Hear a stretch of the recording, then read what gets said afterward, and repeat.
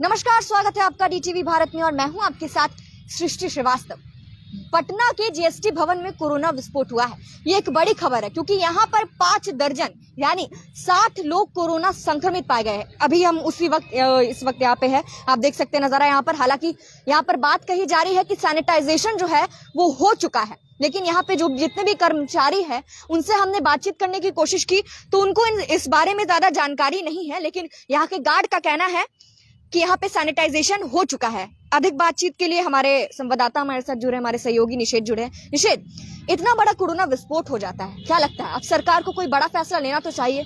आप बिल्कुल देखिए, निश्चित तौर पे गवर्नमेंट हर वो कदम उठा रही है जो उठाने चाहिए, लेकिन उसके बावजूद भी जो संक्रमण है वो काफी तेजी से फैल रहा है और जो नया वेरिएंट है ओमिक्रॉन वो भी काफी तेजी से पैर पसार रहा है। लेकिन उसके बावजूद भी सरकार लगातार काम कर रही है। लेकिन लगातार जिस तरीके से संक्रमण बढ़ रहा है वो चिंता का विषय है। और इनकम जो आयकर विभाग का ये कार्यालय है उसमें करीब 80 लोगों की कोरोना जांच की गई थी, जिसमें से जो 60 कर्मचारी हैं उसमें अधिकारी भी कई शामिल हैं, उनकी जो जांच है वो पॉजिटिव आई है। तो ये एक बड़ी खबर है। लेकिन उसके बावजूद भी लगातार अगर सैनिटाइजेशन की बात करें तो वो लगातार किए जा रहे हैं, चाहे राजनीतिक दफ्तर हो, पार्टी कार्यालय हो, वहाँ पे सैनिटाइज किया जा रहा है, सरकारी कार्यालय हो वहाँ पे सैनिटाइज किया जा रहा है। साथ ही साथ जो भी कदम गवर्नमेंट को उठाने चाहिए वो उठा रही है गवर्नमेंट। आपको नहीं लगता कि जैसे यहाँ पे जीएसटी भवन हो गया, सरकारी कार्यालय हो गया, मुख्यमंत्री पॉजिटिव पाए गए हैं, कई नेता जो है वो भी पॉजिटिव पाए जा रहे हैं, तो आम लोगों की जगह ये भी पॉजिटिव पाए जा रहे हैं, तो सोचिए संक्रमण कितना लगातार बढ़ता जा रहा है।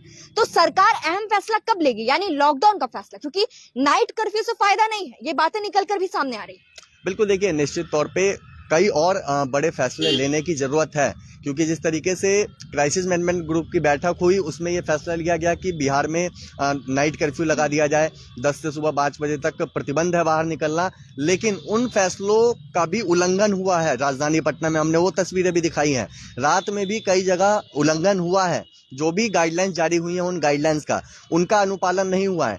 अगर गवर्नमेंट को जो संक्रमण इतनी तेजी से फैल रहा है, अगर उसको रोकने की जरूरत है, अगर रोकना चाह रही है तो वाकई में और कड़े निर्देश देने होंगे।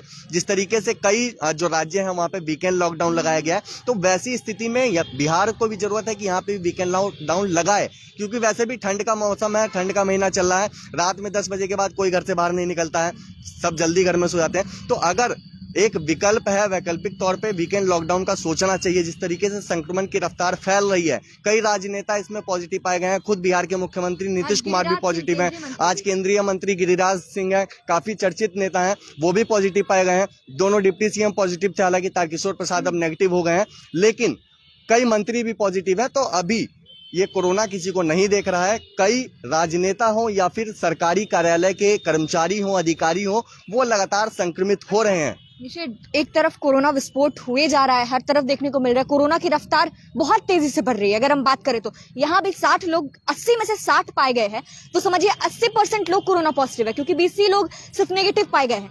तो सरकार के सामने एक सवाल ये भी आता है कि इससे बचने के लिए पूरा लॉकडाउन लगाना जरूरी है, लेकिन अगर पूरा लॉकडाउन भी लग जाएगा तो कई ऐसे लोग हैं जिनको परेशानियां हो सकती है उनके रोजगार पर।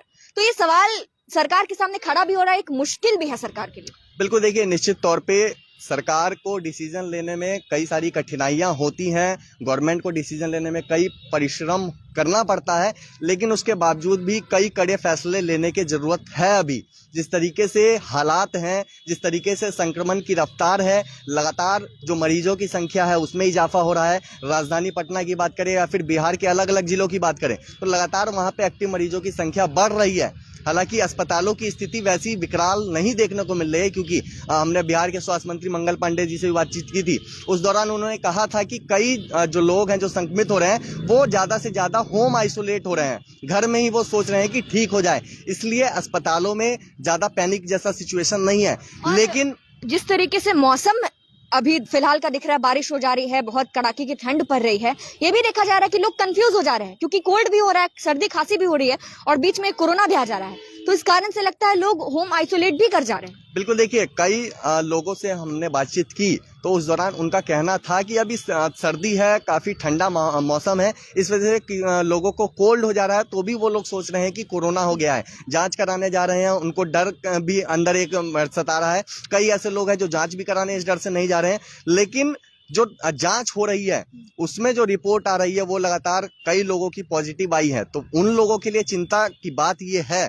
लेकिन कई जो लोग डर रहे हैं, जिनको हल्की फुल्की खांसी है, उन लोगों से के लिए भी यही सलाह है कि वो लोग होम आइसोलेट हो जाएं, लोगों से दूरी बना ले सबसे, क्योंकि इस वक्त ऐसे वक्त में लगातार जो संक्रमण है वो फैल रहा है। कोई भी इससे अछूता नहीं है, चाहे राजनेता हो, चाहे सरकारी कर्मचारी हो, आम लोग हो, लगातार इसकी जद में आ रहे हैं। और सबसे बड़ी बात है कि अभी सुरक्षा लोगों को बरतने की जरूरत है, क्योंकि जिस तरीके से हम खबर करते हैं दिन भर, लोग कई लापरवाही बरतते हैं। कई जगहों पे हम देखते हैं, चाहे पटना जंक्शन की बात हो, ऑटो स्टैंड की बात हो, वहां पे मास्क बिना पहने हुए लोग ऐसे ही घूमते हैं। तो उन लोगों से अपील है कि वो लोग समझे। और निषेध, जिस तरीके से ट्रेन की आवाजाही अभी लगातार चल ही रही है, क्या लगता है इस पर भी रोक लगानी चाहिए सरकार को? बाहर से लोग आवाजाही कर रहे हैं। आप बिल्कुल देखिए, ट्रेनों के चलने पे प्रतिबंध हालांकि नहीं ऐसे अचानक से लगाया जा सकता है, क्योंकि इससे पहले भी तस्वीरें हमने देखी थी किस तरीके से जो ट्रेनों के पहिए थे वो थम गए थे। लॉकडाउन जब लग गया था तो उस समय काफी दिक्कतें आ गई थी,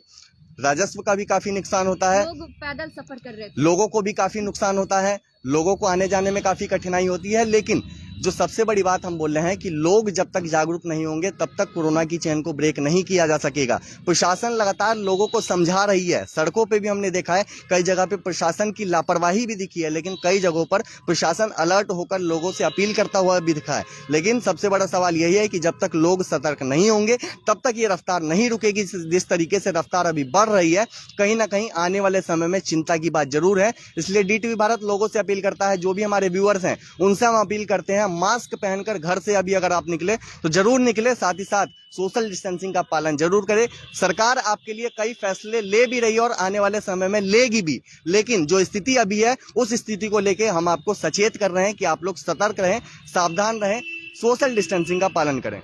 जी बिल्कुल, जिस तरीके से कोरोना विस्फोट हो रहा है, कोरोना का संक्रमण लगातार बढ़ता जा रहा है, हमने यहाँ की भी तस्वीर दिखाई कि सरकारी कार्यालय में किस तरीके से 60 लोग कोरोना पॉजिटिव पाए गए हैं। तो लगातार कोरोना का संक्रमण जो है बढ़ते चला जा रहा है। ऐसा नहीं है, प्रशासन भी इस पर कड़ाई लगा रही है, रोक लगा रही है।